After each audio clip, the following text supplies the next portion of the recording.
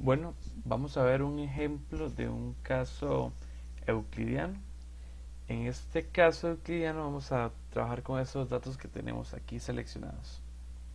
Inicialmente el ejercicio nos da estos datos, nos debe dar el punto, el nombre, como le vamos a llamar, la coordenada que va a tener, que después vamos a poder transformar en un punto X y en un punto Y, ordenadas y abscisas. Y también necesitamos saber cuál es el volumen de cantidad de productos que se va a mover y cuál es el costo por unidad o el costo unitario por cada unidad de volumen que se va a mover. Esta tabla de acá son los datos iniciales de un ejercicio, tanto rectangular como euclidiano. Para este ejemplo vamos a ver cómo funciona el euclidiano. Luego, con esta información vamos a poder calcular el peso. C por V es lo mismo que W, que también le llamamos peso. ¿Qué es C por V? O sea, la multiplicación de V por C o de C por V, ¿verdad? Entonces, en esta columna vamos a ir acumulando esos valores, que en este caso no tenemos aquí ninguna suma, como si se ve en el método rectangular, simplemente tenemos el de cada uno.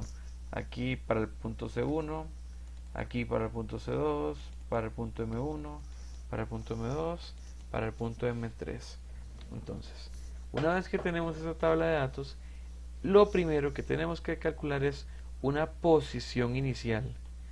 Para la posición inicial tenemos esta fórmula que está acá. Recuerden que lo que va a hacer la posición inicial es con respecto a estas coordenadas, que las podemos poner en un mapa, las podemos diagramar en un mapa. El método nos va a colocar la posición inicial de donde debemos ubicar nuestra planta, nuestro local, nuestro restaurante, nuestro hotel, nuestro call center, lo que estemos buscando posicionar en una escala de un mapa. Esto es lo que vamos a calcular con la posición inicial, dónde se va a ubicar con respecto a estos inicialmente, y posteriormente vamos a ir ajustando el método hasta poder encontrar el punto óptimo. Ok, ahora la posición inicial es la sumatoria de costo por volumen por X dividido entre la sumatoria de todos los costos por todos los volúmenes. ¿Qué quiere decir esto? Ok, la sumatoria de costo por volumen por X sería que agarremos el costo multiplicado por el volumen multiplicado por X de C1 más el costo por volumen por X más costo volumen X más costo volumen X más costo volumen X. Esto total dividido entre la sumatoria de todos los costos por volumen, que sería la sumatoria de este más este más este más este más este. Ok, ¿dónde vamos a ver reflejado esto? Bueno, aquí está la fórmula de la posición inicial. ¿Qué sería la fórmula?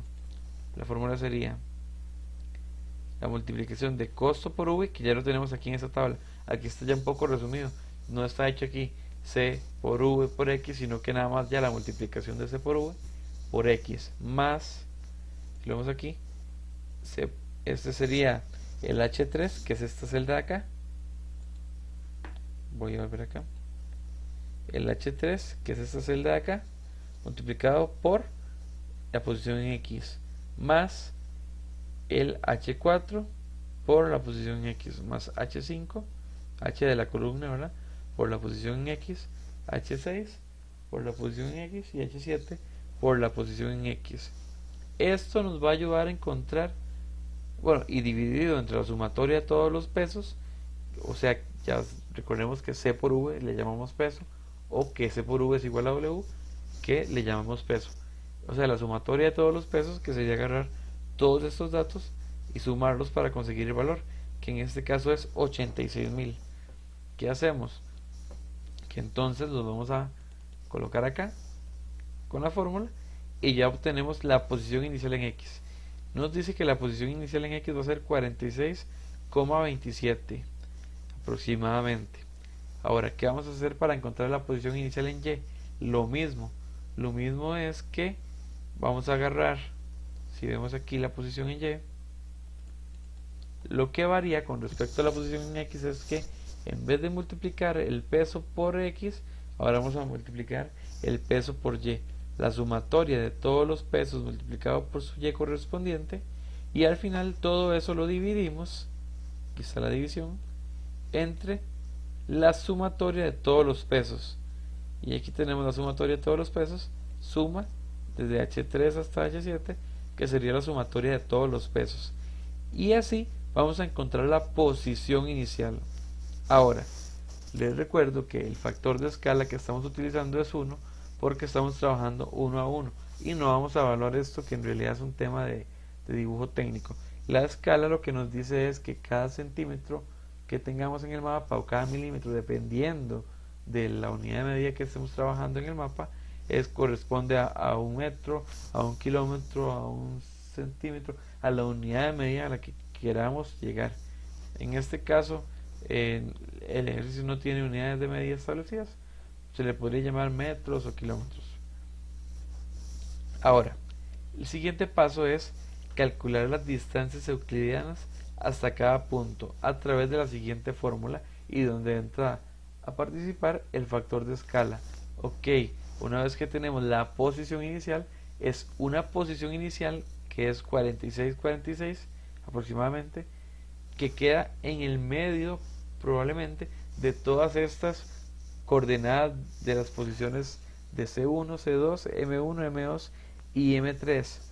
Entonces, lo que vamos a hacer es calcular la distancia en línea recta que hay desde esta posición inicial hasta cada uno de estos puntos. La distancia en línea recta es lo mismo que la distancia euclidiana. Ok, ¿cómo se calcula? Con esta fórmula. Esta fórmula funciona de la siguiente manera. Tenemos K, que K es el factor de escala 1. Tenemos también la posición en X inicial, que es la que tenemos aquí calculada, menos la posición en X de cada uno de estos, que en este caso sería, si vamos a evaluar C1, sería su posición en X, que es 40. Si lo que vamos a evaluar es el M1, su posición en X es 80. Entonces, sería, por ejemplo, si hacemos el caso de C1, sería K, que es 1, o lo podemos omitir y no multiplicarlo por el hecho de ser 1. Abrimos paréntesis y podemos terminar elevando todo a la 1 medio o abrir raíz cuadrada y meterlo de adentro en raíz cuadrada, porque matemáticamente raíz cuadrada o 1 medio es exactamente lo mismo, cosa que ya ustedes saben. Entonces, tenemos la posición inicial en X, que sería 46,27 menos 40 elevado a la 2 más la posición en Y, que sería 46,9186 menos la posición en Y, que es 30 elevado a la 2, y todo eso elevado a la 1 medio o incluido en una raíz cuadrada. Esa distancia euclidiana está calculada en esa columna D, perdón, en la columna J, que tiene aquí la palabra DI. Se calcula de la siguiente manera: la raíz cuadrada, y lo voy a repetir, que fue lo que les mencioné anteriormente para que lo podamos ver. Si lo vemos acá, la raíz cuadrada de la posición en X, que es 46,2790, menos la posición X inicial, menos el punto en X elevado a la 2, más la posición en Y inicial, que sería 46,91, menos la posición en Y del punto C1, que es el que estamos evaluando, elevado a la 2, y todo eso incluido una raíz. ¿Qué logramos con esto? Encontrar la distancia en línea recta que hay desde cada uno de los puntos que estamos analizando hasta el punto inicial que nosotros obtuvimos. Ahora, con esta distancia que tenemos y con el peso que teníamos, podemos calcular el costo total de transporte, que es este CTT que se encuentra acá. El costo total de transporte es la multiplicación del peso por la distancia, como lo podemos ver acá. El peso por la distancia, y recordando de paso que el peso es C por V, o lo mismo que es costo por volumen. De esta manera vamos a poder encontrar la totalidad del costo total de transporte que hay en el manejo de materiales desde la planta que estamos tratando de ubicar y todos los demás puntos. El costo total de transporte inicial es de 3.147.944 colones. Una vez que tenemos esto, tenemos que volver a iterar, o tenemos más bien que empezar a iterar y continuar iterando hasta encontrar una mejor solución. ¿Qué vamos a hacer en este caso? Vamos a iterar. La iteración 0 o iteración 1 se le puede llamar de cualquiera de las dos formas. Simplemente es la primera vez que vamos a calcular otra posición inicial. No, es la primera vez donde vamos a calcular una posición que no es exactamente la inicial, porque la inicial ya la calculamos, pero es una posición que teóricamente se va a ajustar más a las distancias, logrando distancias más cortas entre todos los desplazamientos y por lo tanto minimizando el costo total de transporte. ¿Cómo lo calculamos? Utilizando esta fórmula que tenemos acá. Si comparamos esta fórmula con la otra, podemos ver que la diferencia es que cada una de las sumatorias va dividida entre la distancia. ¿Cuál distancia? La distancia que calculamos acá. Entonces, si hacemos un poco más grande y vemos esta fórmula, cuando vamos a calcular una nueva posición en X, hacemos lo siguiente. Es una fórmula bastante grande, porque es, si lo vemos acá, la sumatoria, la sumatoria de todos los costos por todos los volúmenes por todas las X dividido entre la distancia. Entonces sería costo por volumen por X dividido entre la distancia más costo por volumen por X dividido entre la distancia más costo por volumen por X dividido entre la distancia más costo por volumen por X de M2 dividido entre la distancia más costo por volumen por X por la distancia, dividido entre la distancia. Todo esto es apenas la sección de arriba. El numerador de esta operación va dividido entre la sumatoria. Ya no es la sumatoria de solo los costos, sino que es la sumatoria de cada costo dividido entre la distancia. Entonces sería, de cada peso dividido entre la distancia. En este caso sería 10.500. Como lo vemos acá, aquí está la división que divide el numerador del denominador, perdón. Aquí tenemos el peso dividido entre su distancia, que es 1805, el peso de C2 dividido entre la distancia de C2, el peso de M1 dividido entre la distancia de M1, y así igual con M2 y con M3, para obtener un nuevo punto inicial. Ya no es 4627, no, ahora es 4829.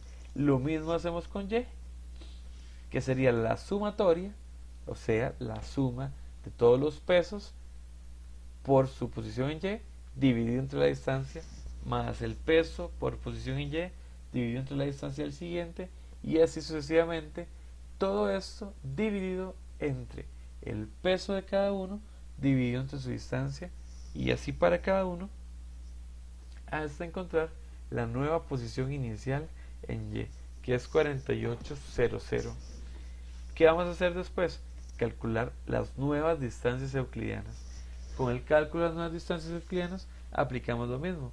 Sería raíz cuadrada de, o 1 multiplicado por la raíz cuadrada, que como es 1, no nos hace falta multiplicarlo ni incluirlo en la fórmula, pero sería raíz cuadrada de la nueva posición en X menos la posición en X que vamos a evaluar, que esas no cambian porque es el plano cartesiano inicial, son las coordenadas iniciales que no van a cambiar, en este caso es 40, porque recuerden que si esto fuera un proveedor o un cliente, el proveedor o el cliente no está cambiando su posición.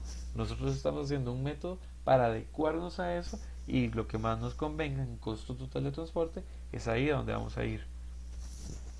Calculamos eso, que sería el costo, la posición inicial en X menos la posición en X del punto que estemos evaluando, en este caso es E1, eso elevado a la 2, más la nueva posición inicial en Y menos la posición en Y del punto que estemos evaluando, que en este caso es E1, elevado a la 2. Y todo eso va en raíz. De esta manera encontramos una nueva distancia para cada uno, y con la distancia podemos calcular el costo total de transporte. ¿Cómo calculamos el costo total de transporte de nuevo? Bueno, lo que hacemos es multiplicar el peso por la distancia, que sería el peso de acá por la distancia. Vemos que el siguiente es igual, el peso de abajo por la distancia. Y así sucesivamente con cada uno. Si ven aquí anteriormente, era el peso por la distancia que habíamos calculado. Ahora es el peso por la distancia. Ese peso no va a cambiar porque es el volumen y el costo que cuesta para cada uno, y ese no va a cambiar. Lo único que está cambiando es la nueva posición inicial, que por lo tanto nos genera unas nuevas distancias entre la posición inicial y cada uno de los puntos que estamos evaluando. Cuando calculamos el costo total de transporte, nos da 3.135.000, mientras que la posición inicial nos daba 3.147.000. ¿Qué ocurre con esto? Que el dato que obtuvimos es menor. ¿Qué quiere decir? Que no sabemos si al volver a iterar vamos a encontrar un costo total de transporte menor. Y lo que ocurre si encontramos un costo total de transporte menor es que nos da la posibilidad de seguir iterando hasta encontrar un mejor costo total de transporte. ¿Qué pasa? En la iteración 1, calculamos otra vez la posición en X y en Y, otra vez la distancia que hay de ese punto hasta el siguiente, para calcular otra vez el costo total de transporte y comparar con el anterior.